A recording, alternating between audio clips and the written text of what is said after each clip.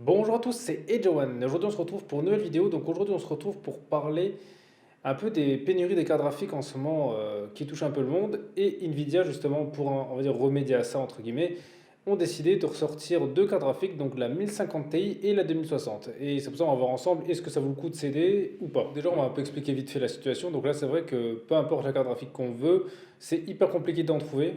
À part les 6900 XT, c'est les seuls que je trouve sur les sites. Bon, à des prix en plus assez élevés, mais bon, on va dire au moins il y en a.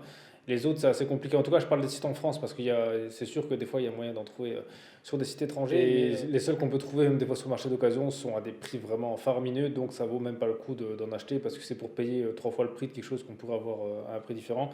Pour moi, je pense que ça vaut pas le coup, à moins que vraiment c'est une urgence professionnelle et que derrière, vous avez vraiment un gros gain d'argent gagné qui vous sera rentable.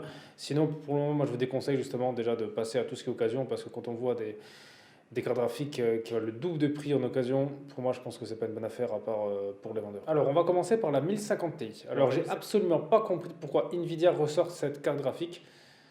Là, s'il y en a dans les commentaires qui ont la réponse, dites-le moi parce que je ne vois pas à quel public elle peut convenir. Alors, peut-être que pour Nvidia, justement, elle coûtait pas super cher à produire et peut-être assez facile, ça peut être ça pour combler, mais justement, on va revenir un peu là-dessus sur ses caractéristiques. Donc, alors, vu que c'est une carte assez vieille, elle a que 758 CU d'accueil et 4 Go de RAM en DDR5. Donc déjà 758, c'est très peu. Par exemple, vous voyez à côté même d'une 3060 hein, de base, il y en a 3500 dedans. Donc vous voyez déjà l'écart énorme. Et en plus, le 4 Go de RAM en DDR5, de nos jours, c'est très peu. Donc alors, le problème, c'est que qui peut acheter ça? Alors, j'ai un peu cherché et j'ai pas trouvé. J'ai pas trouvé parce que je vais vous expliquer. Alors, mais on pourrait me dire, bon, bah, cette carte graphique pourrait servir pour, par exemple, pour afficher des écrans, voilà, des multi-écrans, ça pourrait juste servir de carte d'affichage. Sauf que, il y a déjà des cartes qui coûtent aux alentours des allez, 80-100 euros en moyenne, voilà, ça dépend un peu de l'inflation, qui font ça justement, qui sont un peu faites pour ça, voilà, ces petites cartes Nvidia qui font ça, qui sont, voilà, c'est un peu leur but, voilà, qui sont pas puissantes, ou alors vraiment faire de la bureautique très très faible et d'avoir quelque chose. Mais voilà, il y a déjà des cartes graphiques Nvidia qui servent à ça. Donc, de ce côté-là, il y a pas besoin. Ensuite, pour jouer, si là vous achetez une carte comme ça, la 1050 Ti, le problème c'est que vous allez jouer en ouais, Full HD, bon ça c'est sûr, et en low, voire médium grand max, et encore ça dépend des jeux, je pense que ce sera plus en low, donc ce sera pas terrible du tout. En plus, il n'y aura pas le ray tracing. Donc, à ce prix-là, en plus, les cartes graphiques, même si elles coûtaient 150 euros à la sortie, à l'heure actuelle, on en trouve des fois aux alentours des 170 euros voire mais des fois c'est un peu plus. Donc si c'était que pour du jeu, moi limite je vous conseillerais d'acheter une PS4, voilà, parce que la PS5 elle est encore difficilement trouvable.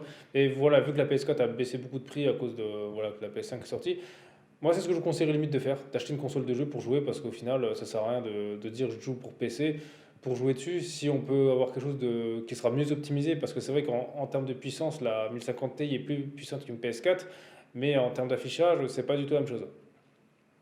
Donc, après équivalent, autant acheter une console, hein. Là, je vous le dis, ça sert à rien de vouloir faire. Je préfère jouer sur PC pour dire je joue sur PC. Autant voilà, mettre notre argent dans un truc qui sera plus rentable. Donc, c'est pas dans le jeu, j'ai pas compris. Ensuite, il reste encore la possibilité de faire du minage de crypto-monnaie. Voilà, ça peut être aussi la possibilité. Sauf que quand je vois la puissance de la carte, à mon avis, il faudra en acheter énormément, vraiment beaucoup. En plus, vu qu'elle est assez chère, en termes de rentabilité, je suis pas sûr que ce soit vraiment le meilleur plan. Donc c'est pour ça que je vois pas qui peut l'acheter, à moins que, par exemple, je sais pas, vous avez une carte plus vieille, par exemple, voilà, ça peut être possible et que vous la changez. Ou alors que par exemple, votre carte graphique vient de tomber vraiment en panne, là, et puis que vous avez vraiment besoin de quelque chose, c'est dans l'urgence, donc là, dans ce cas, oui, mais bon, dans ce cas, il y aura peut-être d'autres choix, genre par exemple pour une 1660 ou quelque chose comme ça. Dans ce cas, il y aura peut-être d'autres choix, comme par exemple une 1650, voilà, de ce genre de carte graphique. Vous trouverez en occasion peut-être d'autres cartes graphiques, mais c'est pour ça que là, j'ai vraiment pas compris Nvidia ce qu'ils ont fait. À la limite, ce qui aurait été plus utile ou intelligent de faire, ce serait de sortir la 1080 Ti, de la ressortir parce que ça a été vraiment une carte mythique qui a fait partie des cartes les plus achetées. Bon, même si certes, si elle n'est pas donnée, je pense que ça aurait plus valu le coup. Alors peut-être qu'elle est peut-être plus compliquée à développer parce qu'elle a en giga de RAM, tout ça, c'est peut-être plus compliqué pour eux, mais en soi, je pense qu'elle aurait vraiment pu marcher. Ou alors même une 1080 normale, je sais pas, quelque chose d'un peu mieux, mais là, la 1050 Ti, pour moi, c'est vraiment une carte qui est vraiment assez vieille et je vois pas à qui elle peut vraiment convenir. À moins justement de, bah, je vois pas vraiment à quelle peut convenir dans le sens où on peut trouver d'autres choses, soit pour moins cher qui fera le même boulot, soit mieux. Donc c'est pour ça que je comprends pas vraiment l'intérêt. Ensuite, maintenant, on va s'intéresser à la 2060. Alors 2060, c'est déjà mieux parce que déjà vous aurez le ray tracing. Ah, et un dernier point que j'ai oublié pour la 1050 Ti, c'est vrai, c'est le point le plus important. Et le dernier point aussi que j'ai oublié pour la 1050 Ti, c'est vrai, en plus c'est le point justement que je parle le plus sur ma chaîne, c'est pour tout ce qui est créateur, la 3D, parce que le problème d'une carte comme ça, bah, là je vous l'avais conseillé aussi, déjà il n'y a pas le ray tracing dessus, et vu que maintenant la plupart des logiciels sont optimisés avec les RT Core, ça risque d'être long et compliqué. En plus avec 4 Go de RAM, il va falloir au moins en mettre plusieurs pour avoir quelque chose d'à peu près potable. Donc voilà, à moins d'en acheter une dizaine, ouais, je dis, en 3D il n'y a pas vraiment intérêt, alors peut-être ça pourrait suffire juste pour de l'affichage, par exemple pour du Lightroom ou du Photoshop, ouais, ça pourrait peut-être suffire justement pour un logiciel comme ça. Voilà, encore là-dessus, ça pourrait suffire. Mais voilà, vous amusez pas à faire même du montage vidéo avec ça, hein. Je veux dire, ça risque d'être super long. Alors, ou alors en Full HD, ok, mais vous tentez même pas la 4K ou par exemple sur After Effects des effets un peu poussés. Voilà, vous amusez pas à faire des choses comme ça parce que je pense que ce sera peut-être possible, mais à quel prix? À quel prix surtout? C'est-à-dire ça va être assez lent, je pense que ça risque d'être compliqué. Donc c'est pour ça, la 1050 Ti, personnellement, si bon, vous dans les commentaires, vous me trouvez une utilité, à quel type de gens ça pourrait convenir, bah voilà, dites-le moi parce que moi j'ai pas trouvé. Ensuite la 2060, alors là c'est déjà un peu plus intéressant parce qu'elle est déjà plus récente, il y a le ray tracing, donc ça veut dire qu'elle sera optimisée pour les derniers logiciels, on pourra jouer des jeux avec le ray tracing. Bon, en Full HD, tenter le même, le 1440p ou plus, il faudra rester en Full HD. Il y a moyen de faire des choses sympas. Alors, je suis pas sûr qu'on pourrait jouer à tous les jeux en récent, on va dire, avec les qualités optimales, même en Full HD. Parce que c'est que les jeux commencent à être de plus en plus gourmands. Et après, pour parler de fiches techniques, elle a 1920 celui d'Hacker et 6 Go de RAM.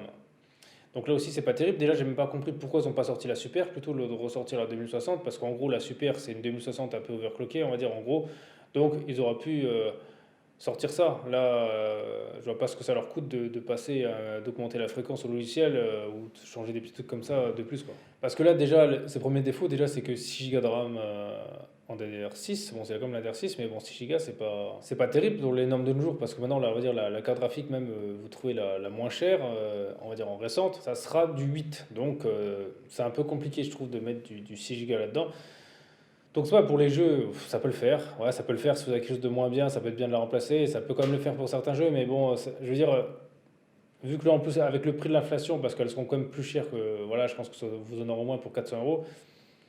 C'est embêtant d'acheter ça pour jouer parce que c'est quelque chose qui va vous servir là sur le coup, mais allez, je dirais d'ici un an, il faudra la changer. Donc c'est un peu dommage de mettre 400 euros là-dedans. Ensuite pour la 3D, bon là, ce sera déjà un petit peu mieux. Par exemple, je pense qu'il va moins travailler sur des logiciels peut-être comme ZBrush, voilà. Le montage vidéo sera un peu mieux vu qu'elle est RTCure et tout, ce sera déjà un peu plus simple. On peut faire du montage en 4K avec ça, il y a moyen. Pour la 3D pure, ouais, ça risque d'être chaud quand même parce que déjà avec la 2070 Super, on est quand même assez vite limité. Là, avec la 2060, on pourra faire des choses sympas, mais il ne faudra pas non plus attendre à faire du travail vraiment très très poussé. Mais bon, après, il y a la possibilité d'en rajouter plusieurs, ça pourrait être pas mal. Déjà, voilà, vous en mettez plusieurs. Préfère en mettre 3 4 là, ça pourrait être pas mal, mais bon, est-ce que ça vaut le coup d'en mettre ça alors que pour le même prix, vous pourrez avoir quelque chose peut-être de plus intéressant ailleurs. Par exemple, voilà, vous aurez la 3060 qui est beaucoup mieux à côté.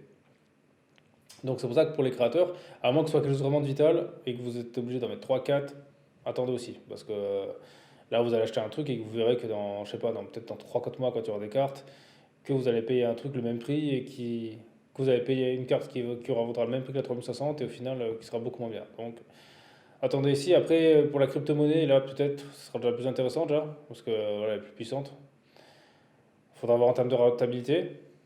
Mais sinon c'est tout. Après le reste, on va dire elle est bien pour dépanner ceux qui ont par exemple, justement pour ceux qui ont une 50 Ti, elle serait bien dépannée, on va dire voilà. Elle serait bien, mais en soi, ouais je comprends pas, ils pourraient justement sortir des cartes qui sont plus puissantes parce que même quitte à les faire un peu plus cher, parce que ce qu'il faut savoir là, c'est que quelqu'un qui va payer une carte plus chère à l'heure actuelle, c'est quelqu'un qui va vraiment en avoir besoin. Donc s'il est prêt à payer plus cher, il serait prêt à payer encore plus cher pour avoir une carte vraiment plus puissante. Par exemple là, des fois je vois sur des forums dans la 3D, il y en a justement qui sont en manque de carte graphique, ça les embête, et ben justement eux ils seraient prêts à mettre beaucoup plus d'argent. Donc pourquoi pas avoir ressorti les 2080 Ti, tout ça, je pense qu'ils auraient dû faire ça. C'est vrai qu'NVIDIA, là j'ai vraiment pas compris leur but commercial parce que là, en fait, à part embêter les gens, c'est tout ce qu'ils font. Parce que je suis sûr que si par exemple, là, on va dire, ils auraient laissé au catalogue les anciennes cartes, genre la série des 2000, je je suis sûr qu'ils auraient continué de cartonner. Et dès que les 3000 seraient sortis, les gens seraient comme jetés dessus parce que c'est plus puissant. Surtout dans le milieu professionnel. Donc c'est un peu dommage. Là, j'ai pas vraiment compris. Mais Donc, là, c'est pour ça justement que moi, ça m'étonnerait pas que beaucoup de professionnels ou même de joueurs aillent chez AMD juste pour ça, hein, juste parce qu'il y a un peu plus de choix. Alors, certes, c'est moins bien optimisé, mais c'est mieux d'avoir quelque chose qui est moins bien optimisé et qui fonctionne que rien du tout. Donc, ça sert à savoir parce que, bon, la 6900 XT, elle sera quand même mieux que la 2060 et mieux que la 1050 Ti. Voilà, elle équivalait, par exemple, on va dire en 3D, je me rappelle, à une 3060.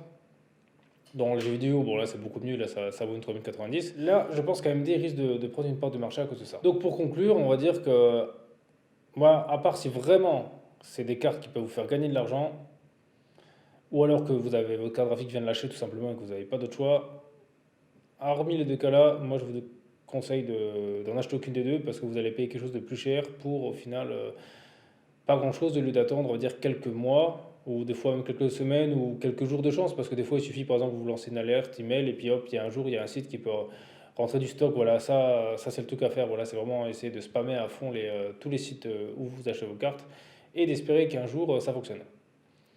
Donc voilà, c'est le conseil que je vous donne, et de ne pas, on va dire, céder, on va dire, à la tentation. Parce que là, justement, je pense que vous y trouverez pas compte financièrement. Donc voilà, en tout cas, si vous avez des questions ou autres, voilà, je serais ravi de vous répondre en commentaire. Sinon, merci à tous d'avoir regardé cette vidéo. C'était AJ1. On se retrouve très vite pour une prochaine vidéo.